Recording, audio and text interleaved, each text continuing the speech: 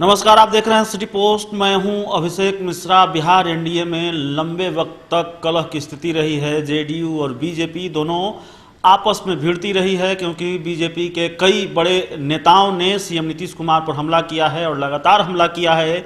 गिरिराज सिंह जो बीजेपी के fire brand नेता हैं और केंद्रीय मंत्री हैं, उनका नाम शीर्ष पर रहा है और ये कयास, ये संकेत लगातार बीजेपी के नेताओं के बयानों से मिलते रहे हैं कि बीजेपी में अब उन नेताओं की फहरिस्त लगातार लंबी हो चली है जो ये राय रखते हैं कि बिहार में एनडीए को, माफ कीजिएगा, बिहार में बीजेपी का मुख्यमंत्री होना चाहिए और बीजेपी को अकेले चुनाव लड़ना चाहिए। कम से कम इन बयानों से यही संकेत मिलते रहे हैं। लेकिन जब एक इंटरव्यू के दौरान केंद्रीय गृह मंत्री और बीजेपी के मौजूदा राष्ट्रीय अध्यक्ष अमित शाह ने यह कहा कि 2020 के बिहार विधानसभा चुनाव में भी नीतीश कुमार ही एनडीए के कैप्टन होंगे, तो इस झगड़े पर विराम लग गया। लेकिन सवाल यह है कि क्या अमित शाह के इस बयान के बाद वाकई जेडीयू और बीजेपी के बीच सब कुछ ठीक हो गया है? ये सवाल इसलिए है क्योंकि लगातार बयान सामने आ रहे हैं और एनआरसी के मुद्दे पर जेडीयू और बीजेपी के बीच एक बार फिर ठन जाने के आसार हैं।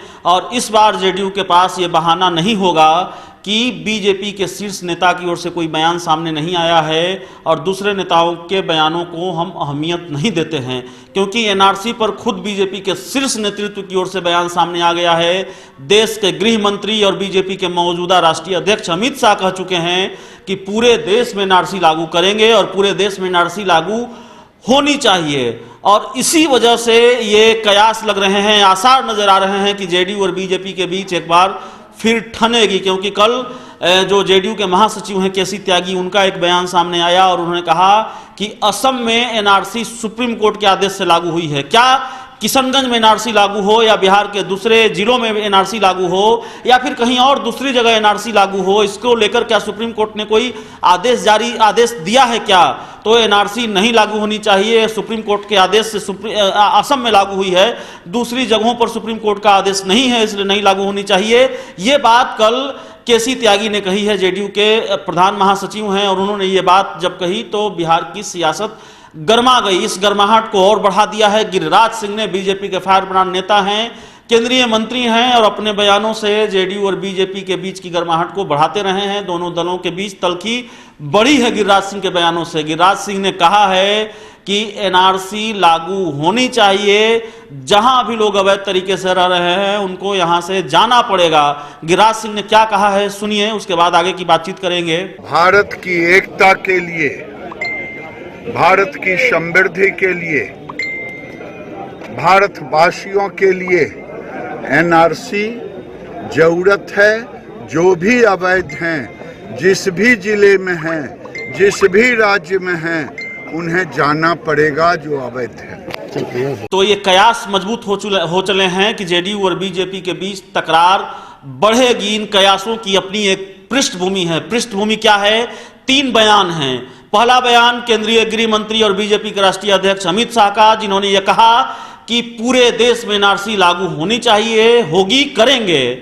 दूसरा बयान जेडीयू के राष्ट्रीय महासचिव केसी त्यागी का, जिन्होंने यह कहा कि असम में एनआरसी सुप्रीम कोर्ट के आदेश से लागू हुई है, बिहार में या फिर दूसरी जगहों पर एनआरसी लागू करने के लिए सुप्रीम कोर्ट ने कोई आदेश नहीं दिया है, इसलिए एनआरसी लागू नहीं होनी चाहिए। और तीसरा बयान आज बीजेपी के फायर ब्रांड नेता और केंद्रीय मंत्री गिरिराज सिंह का, उन्होंने ये कहा कि एनआरसी लागू होनी चाहिए और जहां भी लोग अवैध तरीके से रह रहे हैं उनको जाना पड़ेगा। तो इन 3 बयानों से यह समझना बिल्कुल आसान है कि जेडीयू और बीजेपी के बीच अब भी सब कुछ ठीक नहीं है और कम से कम एनआरसी के मुद्दे पर तल्खी बढ़ेगी, तकरार बढ़ेगी और बिहार की सियासत की तपिश भी बढ़ेगी। इस खबर में इतना ही। अगर आपको हमारी खबर अच्छी लगे तो इसे अपने दोस्तों के साथ शेयर करें, हमारे यूट्यूब चैनल को सब्सक्राइब करें, बेल आइकन जरूर दबा दें ताकि हमारी खबरें सबसे पहले आप तक पहुंचे। प्यार, समर्थन और सहयोग के लिए बहुत बहुत धन्यवाद।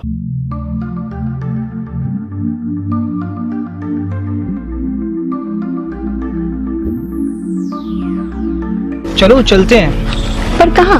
एक सरप्राइज है आपके लिए, थोड़ा सा वेट करो, बट चलो।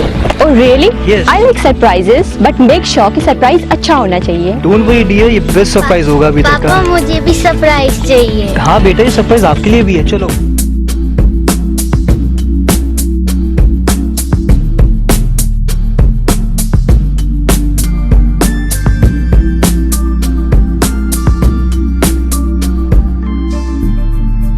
बताओ कैसा लगा? It's so beautiful, amazing.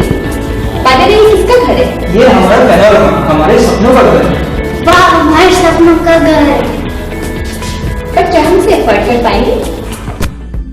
Hello sir, hello ma'am. Panorama township की यही खासियत है कि ये बिल्कुल ही अफोर्डेबल है। इसके साथ साथ यहाँ मेट्रो सिटी की तरह सारी अमेनिटीज भी हैं, जैसे कि parking space, temple, club house and many more. सबका सपना घर हो अपना। पैनोरमा।